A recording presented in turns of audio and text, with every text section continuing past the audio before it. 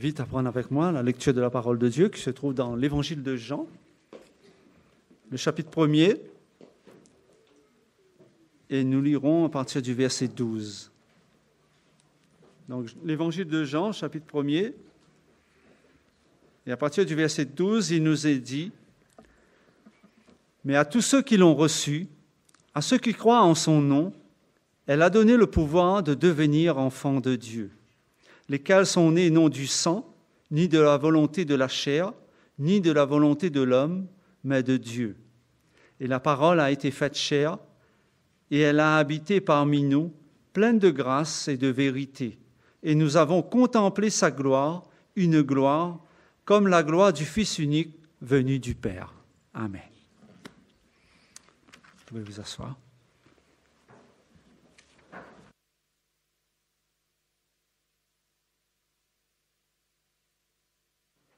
Je vous rappelle que nous avons un raccourcissement de l'ensemble de notre programme en raison des obstacles du service que nous allons tenir chez notre sœur Lala à 12h30.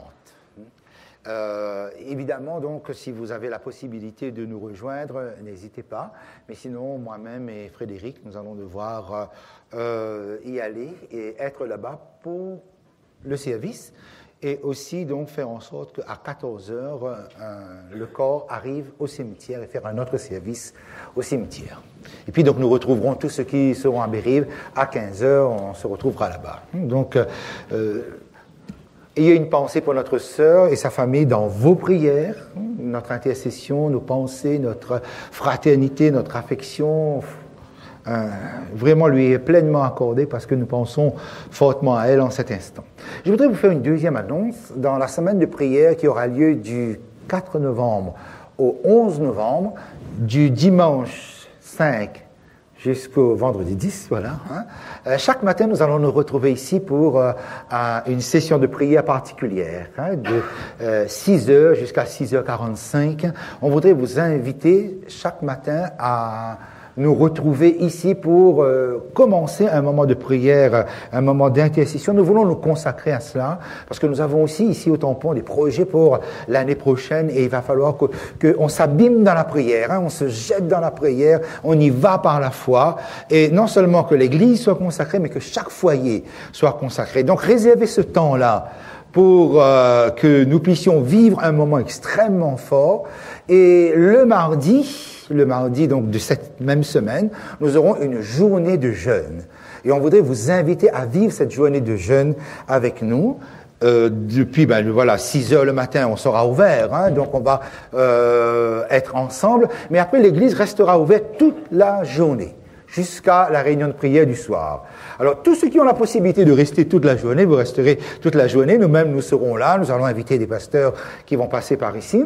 Et puis, ceux qui doivent rejoindre leur travail, ils partiront. Et si vous avez la possibilité de revenir un moment à l'heure de la pause, l'heure du déjeuner, vous revenez. Et ensuite, voilà, on va le vivre comme ça. À n'importe quel moment de la journée, vous ressentez le besoin, vous venez nous voir. Vous êtes libre, vous venez ici. On passera un moment ensemble dans la prière. Et si vous avez particulièrement des sujets qui sont extrêmes et qui sont douloureux, il faut qu'on les mette devant le Seigneur. Il faut que cette semaine soit une semaine de consécration totale, complète devant Dieu. Et je peux vous assurer, chaque fois qu'on l'a fait, Dieu n'a jamais failli à ses promesses. Dieu ne faillit jamais à ses promesses. Donc, l'invitation est lancée. De quelle date à quelle date? Du dimanche 5 jusqu'au vendredi 10. Et chaque soir, en visio, il y aura donc la semaine de prière mondiale parce que nous resterons toute cette semaine et chaque soir connectés avec le sujet mondial. Donc ça va être vraiment une semaine assez particulière et je peux vous garantir que Dieu reste le Dieu des miracles. Dieu reste le Dieu qui nous surprend. Il faut qu'il y ait une véritable révolution dans nos cœurs, mais aussi dans nos foyers. D'accord? Vous retenez cette date-là. Pour nous préparer à ce service de communion que nous allons vivre ensemble, je vous invite à prendre avec moi l'Évangile de Jean au chapitre 1er. L'Évangile de Jean au chapitre 1er. C'est un très très beau texte, il nous faudrait plus d'une année pour explorer chaque phrase, chaque verset, chaque phrase, chaque mot même qui s'y trouve. Dès le départ, on nous parle de Jésus comme étant la parole qui a tout créé, la parole qui est elle-même Dieu. Verset 3, par exemple, toute chose a été faite par elle, la parole, c'est-à-dire Jésus. Toutes choses ont été faites par elle et rien de ce qui a été fait n'a été fait sans elle. Donc voilà, Christ est le Créateur, Jésus est le Créateur. Et le verset 4 va jeter une focalisation particulière sur un aspect de Jésus. Verset 4, en elle, en cette parole, était la vie, et la vie était la lumière des hommes. La lumière. Et il va se focaliser sur ce point de la lumière. Et on est en train de nous dire que Christ a créé. Christ est créateur.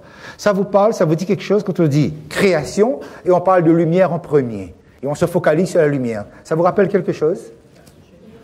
Là, oui, le premier jour, parce que le premier jour, c'est le jour où nous avons l'apparition de la lumière. Et il y a quelque chose ici, parce que c'est l'apôtre, sous la poussée du Saint-Esprit, va disposer les choses d'une manière extraordinaire. C'est ce qu'il dit. Au verset 5, « La lumière, lui, dans les ténèbres, et les ténèbres ne l'ont point reçue. » Si nous restons au niveau purement physique, la lumière est apparue le premier jour. Mais qu'est-ce qui était avant la lumière? Qu'est-ce qui englobait la planète Terre avant l'apparition de la lumière? C'était, oui, les ténèbres. Et qui a créé les ténèbres? Bon, dans le livre d'Ésaïe, on nous dit que Dieu lui-même a créé les ténèbres. Ok, voilà. Alors, il y avait les ténèbres. Et comme premier jour de cet réaménagement, de cet aménagement en 6 semaines de la création, Dieu fait apparaître la lumière. C'est-à-dire, nous allons avoir une diffusion des particules, c'est la matière, la physique, va donner la lumière. Alors, imaginons qu'il y a les ténèbres et que vous mettez la lumière. Qui va dominer? Les ténèbres ou la lumière? La lumière. Donc, là où vous avez la lumière, les ténèbres disparaissent. Autrement dit, donc, la lumière reste la puissance dominante sur les ténèbres. On est d'accord? Donc, d'ailleurs, on a créé ça ce premier jour avec le principe de la lumière. Et le texte nous dit, la lumière, lui, dans les ténèbres, et les ténèbres ne l'ont point reçue.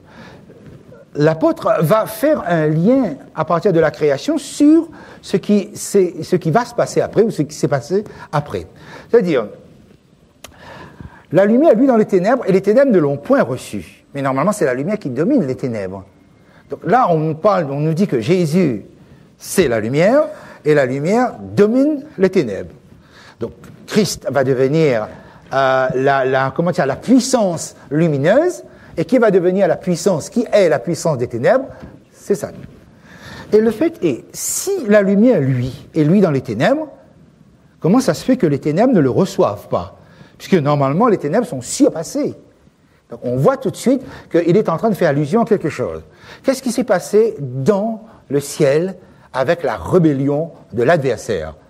Les ténèbres vont obscurcir le cœur, l'esprit de l'adversaire. C'est-à-dire celui qui est Lucifer, avant de devenir Satan, il y a les ténèbres qui est en train de le dominer.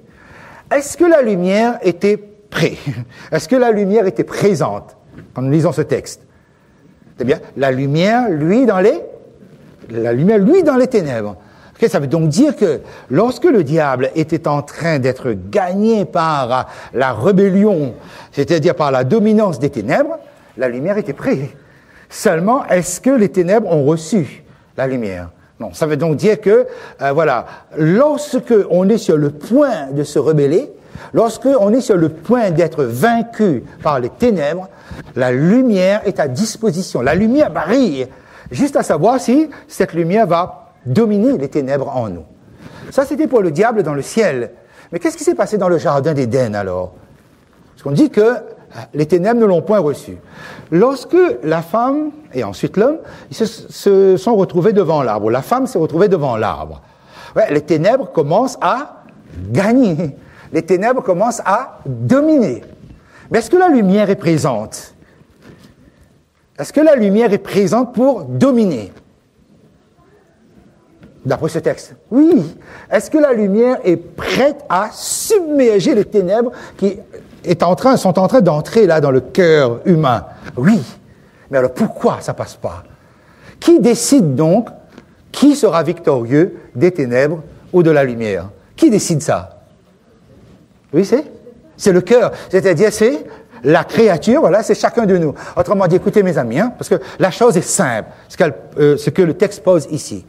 C'est que chaque fois que la tentation est devant vous et que vous êtes sur le point de succomber aux ténèbres, vous êtes sur le point de succomber, Jésus-Christ est là.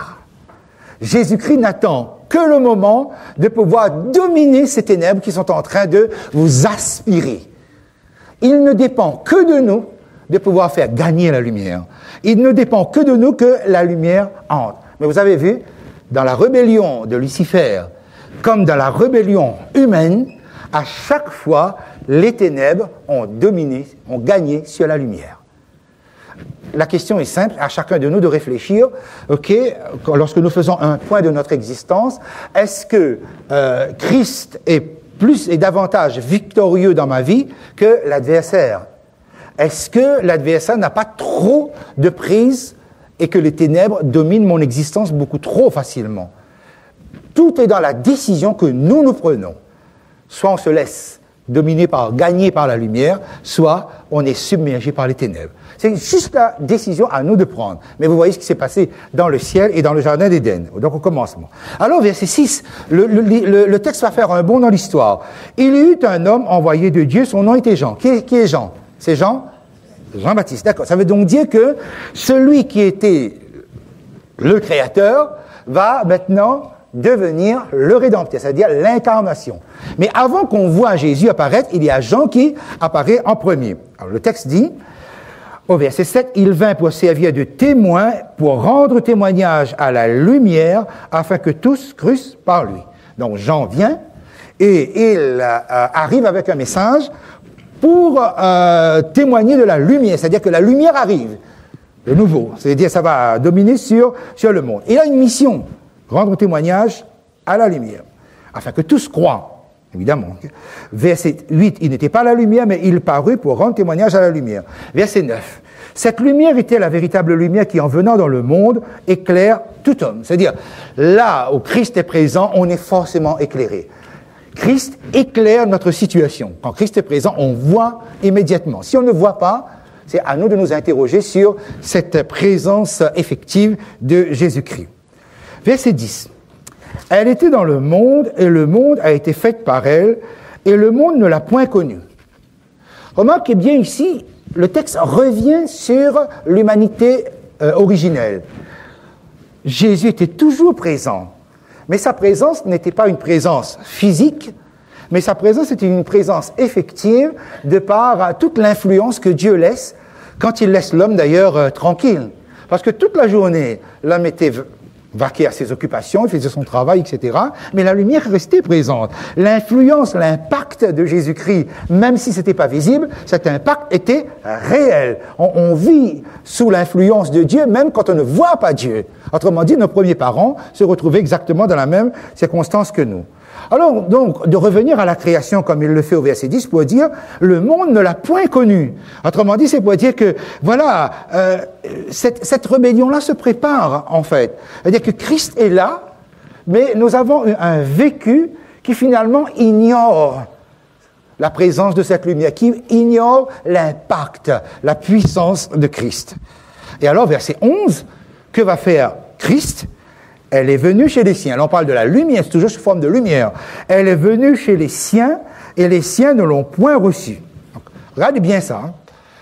Le monde n'a pas accueilli Jésus-Christ. Pourtant, un monde fait par Christ lui-même, mais on ne l'a pas accueilli, on ne l'a pas reçu.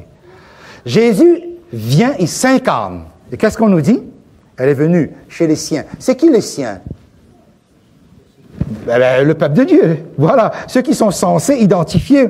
Et est-ce que le peuple de Dieu a réussi à éviter l'erreur du monde originel, ou bien le peuple de Dieu a répété l'erreur du monde? On a fait la même chose.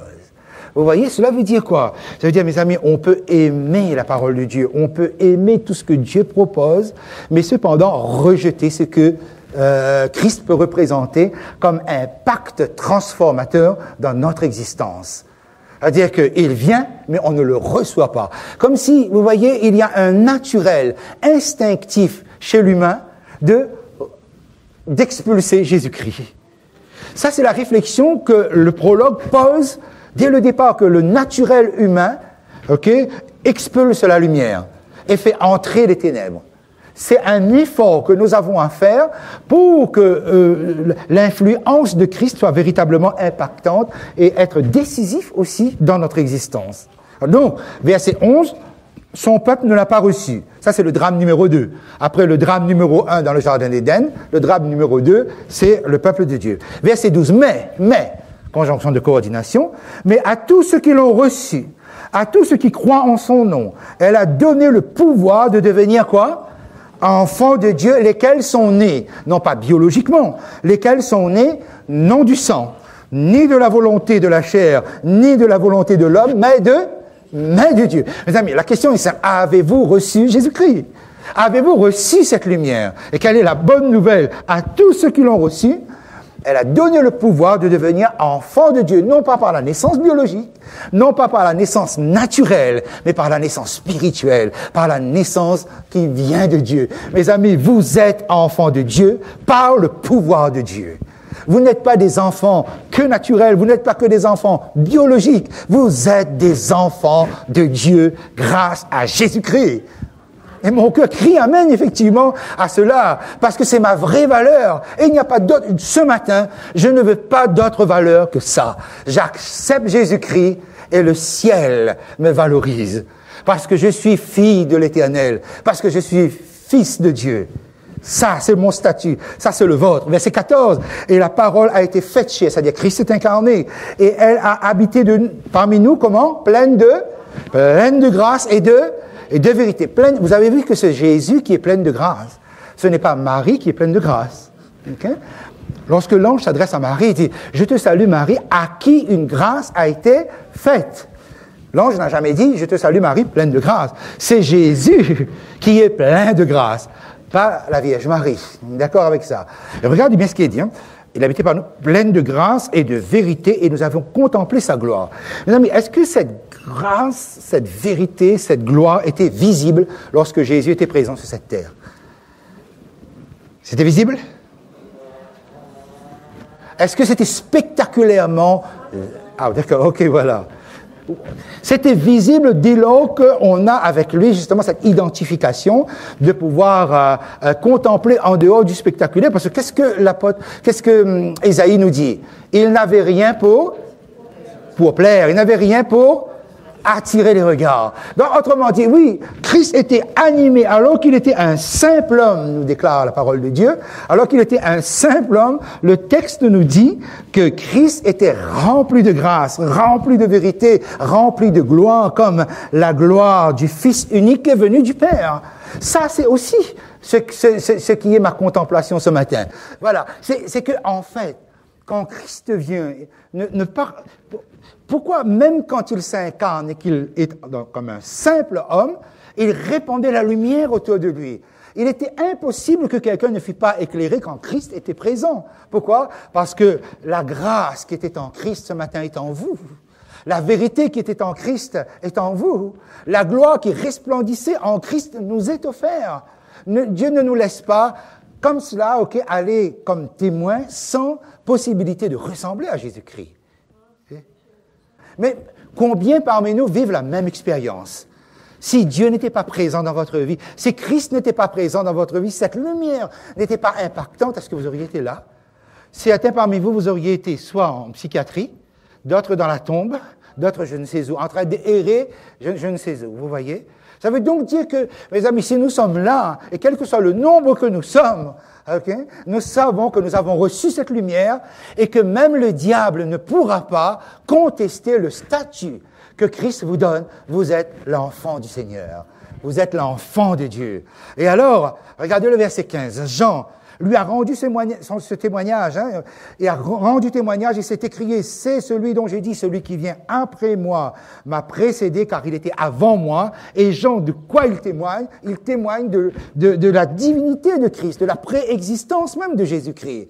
Il dit, oui, moi je viens, mais il y a quelqu'un qui vient après moi, mais en réalité, il était avant moi. Et ça va être essentiel, vous allez comprendre pourquoi. Alors il dit, verset 16, et nous avons tous, le tous c'est qui? Tous ceux qui ont reçu, le verset, qui est au verset 12, il reprend ça au verset 7. Et nous avons tous reçu, c'est-à-dire tous ceux qui sont dans cette salle, vous avez tous reçu de sa plénitude, et rappelez-vous tout à l'heure, je l'ai dit, plein de grâce, de vérité. Vous avez tous reçu de sa plénitude et grâce pour grâce. Que veut dire cette phrase? Qu'avec Jésus, nous avons reçu grâce pour grâce. Le mot pour qui est là, c'est le mot grec anti. Vous connaissez anti, ce que veut dire anti, hein? Anti-moustique par exemple. Hein? Allez, quand vous utilisez un anti-moustique, ok, le moustique disparaît et puis vous êtes tranquille. À la place de l'insecte, vous avez la tranquillité, vous n'êtes plus piqué. D'accord? Donc c'est pourquoi le mot anti veut dire à la place de, ou bien pour. Ok? À la place de quelque chose, il y a autre chose. Okay?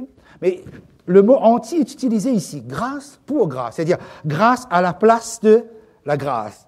Voire même c'est le mot anti, parce que quand vous utilisez, je ne sais pas moi, quelque chose qui vous protège, vous utilisez aussi le mot anti, contre. Grâce contre grâce. Ça veut dire quoi? Ça veut dire, vous voyez, quand Dieu vous accorde une grâce, il va vous accorder une autre grâce après, et encore une autre grâce, mais la grâce qui suit est toujours supérieure à la grâce qui précède. C'est-à-dire, donc, c'est à la place de. Mes amis, écoutez, quand Dieu vous bénit, Dieu n'arrête pas de vous accorder des grâces. Dieu n'arrête pas de vous accorder des bienfaits. Autrement dit, donc, là, je t'accorde ça, mais bientôt, je vais t'accorder une grâce qui va effacer celle que je t'ai accordée, non pas effacer dans le sens que ça n'existe plus, mais qui est supérieure. Autrement dit, vous voyez, quand vous avez Jésus dans votre vie, mes amis, ne doutez pas un seul instant que malgré les difficultés de l'existence, Dieu vous bénit, Dieu vous gracie, et il vous accorde grâce pour grâce. Il ne dit pas grâce sur grâce, mais grâce pour grâce. Il n'arrête pas de vous accorder ses bienfaits. Et il donne un exemple tout de suite, juste après. Il dit, par exemple, le verset 17, hein, car, il y a le mot car ici, la loi a été donnée par Moïse. Suivez bien ce qu'il dit, hein. La grâce et la vérité sont venues par Jésus-Christ. Vous avez remarqué qu'il ne met pas de conjonction de coordination après Moïse. Imaginons qu'il avait mis une conjonction de coordination, par exemple, car la loi a été donnée par Moïse, mais la grâce et la vérité sont venues par Jésus-Christ. Qu'est-ce que cela aurait voulu dire? Voilà, c'est que donc, vous avez eu la loi, mais maintenant, vous avez la grâce et la vérité. Il ne dit pas cela. Il dit, la loi a été donnée par Moïse, la grâce et la vérité sont venues par Jésus-Christ. Ça veut dire quoi alors du coup? Ça veut dire oui, oui. Voilà, rien n'est changé et que tout s'ajoute, tout se complète. Alors, écoutez bien, je vais poser une question. Ça peut paraître un piège, mais ce n'est pas un piège. Est-ce que la loi est une grâce? On est tous d'accord? D'accord, donc, oui, donc la loi est une grâce. Imaginez un peuple complètement perdu, et Dieu précise bien au peuple d'Israël, attention, je te choisis pas parce que tu es supérieur à tous les peuples, parce que tu es le moindre, parce que tu es le dernier, okay, et tu es rejeté de tous les côtés. Pensez bien à cela, hein? Le type de peuple que Dieu choisit. Pas un peuple forcément qui est le supérieur, mais peut-être le moindre. Bien. Et Dieu donne sa loi. Extraordinaire. Et c'est cette loi-là qui est censée rendre le peuple intelligent. Est-ce que le peuple méritait de recevoir la loi de Dieu? Quand Dieu dit, mais la loi, mais je te donne ça pour ton bonheur, afin que ton bien-être soit comme les flots de la mer, etc. Vous voyez? C'est que le don de la loi était déjà une grâce. D'accord? Je ne suis pas venu pour abolir. Pour l'accomplir. Bien sûr. Non, mais alors, la loi, les 10 commandements, est-ce que c'était une grâce? Bien sûr. Bien sûr, c'est une grâce, mes amis. Le peuple avait reçu une grâce. La grâce. Est-ce que la grâce est une grâce? Bien sûr. OK? C'est une façon de parler. Mais vous comprenez bien que, est-ce que je mérite la grâce d'être sauvé? La grâce du salut? Non, c'est une grâce. Mes amis, est-ce que la vérité est une grâce? Bien sûr. Alors, regardez bien. Vous avez des personnes qui connaissent la loi. Vous avez des personnes qui sont sauvées par grâce, mais qui ne connaissent pas la vérité. Beaucoup de personnes que je fréquente moi-même, que je tente de convaincre bien souvent, ces personnes sont sauvées par grâce parce qu'ils ont la foi en Jésus. Mais ils restent dans leur dénomination, etc. Mais ces personnes sont sauvées parce qu'ils ont une sincérité de foi extraordinaire, vous voyez. Mais ces personnes n'accèdent pas à la vérité parce que, voilà, ils se disent « Oh, mais ça a été aboli », comme le frère vient de faire ressortir. C'est-à-dire, écoutez, Jésus dit « Vous connaîtrez la vérité et la vérité vous affranchira ». Donc ça veut dire que la connaissance de la vérité libère. C'est une grâce extraordinaire, mes amis, que vous avez de connaître la totalité de la vérité telle qu'elle est dans la parole de Dieu. Parce qu'on ne peut pas vous piéger, parce que le diable ne peut pas vous piéger. C'est une grâce. Beaucoup de gens sont sauvés sans avoir accès à la vérité, mais vous, vous êtes sauvés en ayant accès à la vérité. Le diable ne peut pas vous tromper sur bien des points. Vous voyez, regardez.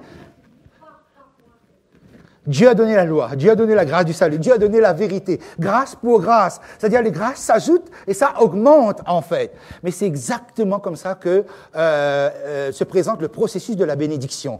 Mes amis, si Dieu a commencé à vous bénir, il n'arrêtera pas de vous bénir. Gloire à Dieu.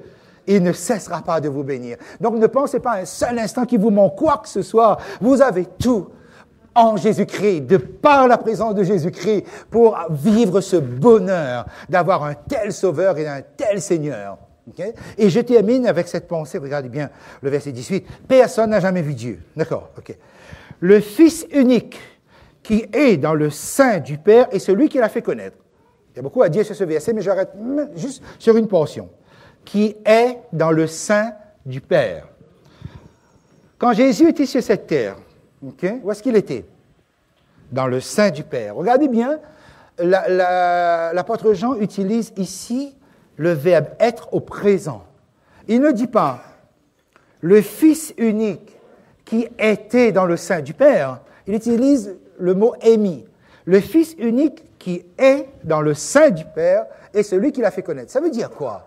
Alors, tournez juste une page de votre Bible, chapitre 3. Dieu est en train de discuter avec Nicodème. Très intéressant, avec Nicodème. Okay, alors, verset 13. Vous avez verset 13. Qui n'a pas verset 13? Vous avez verset 13. Personne n'est monté au ciel. Là, c'est Jésus qui dit. Personne n'est monté au ciel si ce n'est celui qui est descendu du ciel, le Fils de l'homme qui est dans le ciel. Autrement dit, qu'est-ce qu'il est en train de faire comprendre? Quand Jésus était sur cette terre, vous savez où est-ce qu'il était? Il était dans le sein du Père. En fait, il était présent physiquement sur cette terre, mais toute sa réalité, toute sa puissance, tout ce qui lui permettait d'aller jusqu'au bout, et tout son amour, sa miséricorde, sa patience, toute son œuvre et son ministère ne pouvaient être réalisés parce qu'il était resté dans le sein du Père. Mes amis, vous qui êtes enfants de Dieu, vous savez où vous êtes? Vous êtes sur cette terre physiquement. Mais vous savez quelle est votre réalité? Vous êtes dans le sein du Père.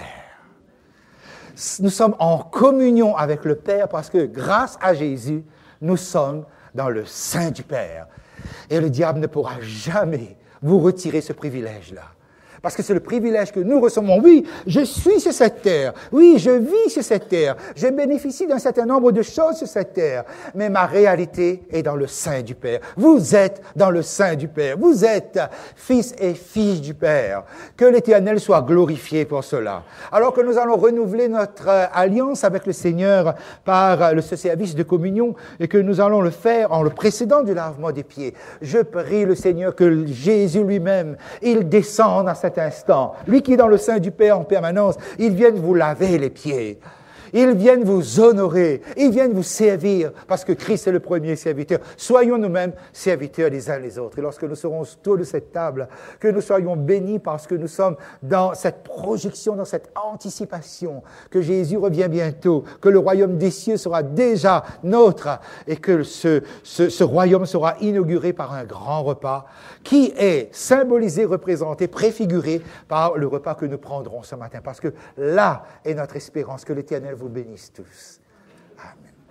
Le cantique 95, la première et la quatrième strophe. Cantique 95, je ne sais pourquoi dans sa grâce, Jésus m'a tant aimé. Je ne sais pourquoi dans sa grâce, Jésus m'a tant aimé. Je vous propose que nous puissions le chanter ensemble. Mes amis, Jésus vous a tant aimé parce que Dites-le avec moi, Jean chapitre 3, verset 16. « Car Dieu a tant aimé le monde qu'il a donné son Fils unique, afin que quiconque croit en lui ne périsse pas, mais qu'il ait la vie éternelle. » Et pourquoi nous aimons ce verset? Parce que l'amour s'est donné. Il ne dit pas que Dieu a tant aimé le monde qu'il a loué son Fils, qu'il a vendu son Fils, qu'il a prêté son Fils. Non, il l'a donné. C'est le vôtre, c'est notre héritage. Et nous le revendiquons ce matin. Chantons la première et la quatrième strophe de ce beau cantique. Avec recueillement.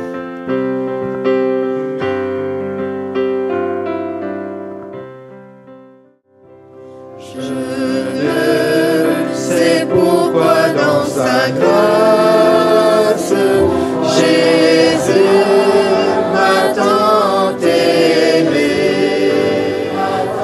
Pourquoi par son sang il efface ma dette et mon péché.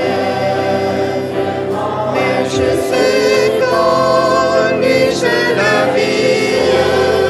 Il m'a sauvé dans son amour et gardé par sa main meurtrière.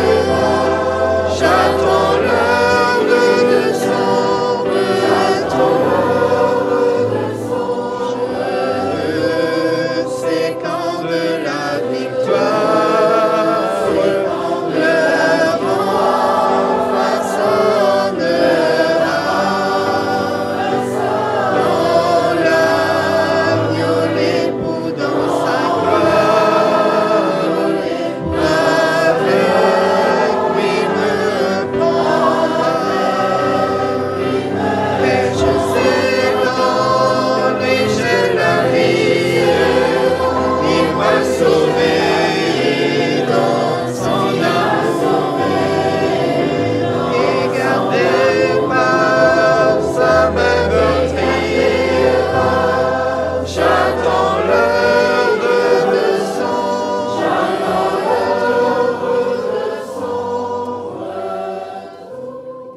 Dieu, nous voulons te prier afin que notre consécration à toi soit complète. Tu connais nos besoins, tu connais nos luttes. Et ce matin, Seigneur, nous faisons cette profession de foi devant le ciel tout entier. Nous acceptons cette lumière qui est Jésus-Christ. Nous acceptons ce statut d'enfant de Dieu, né non selon la chair ni de la volonté de l'homme, mais de Dieu, de toi-même. Alors, Seigneur, nous te prions que la main de notre Sauveur soit étendue sur chacun de nous, afin, Seigneur, que la paix que lui seul peut donner soit en nous et que nous puissions, Seigneur, progresser dans cette vie avec une véritable progression spirituelle, avec un véritable épanouissement devant ta face. Alors que nous allons vivre ce moment intime, nous te demandons, Seigneur, de nous accompagner, afin que ce soit toi qui diriges toutes choses, selon les seuls mérites de celui qui est mort pour chacun de nous sur cette croix, en Christ Jésus. Amen.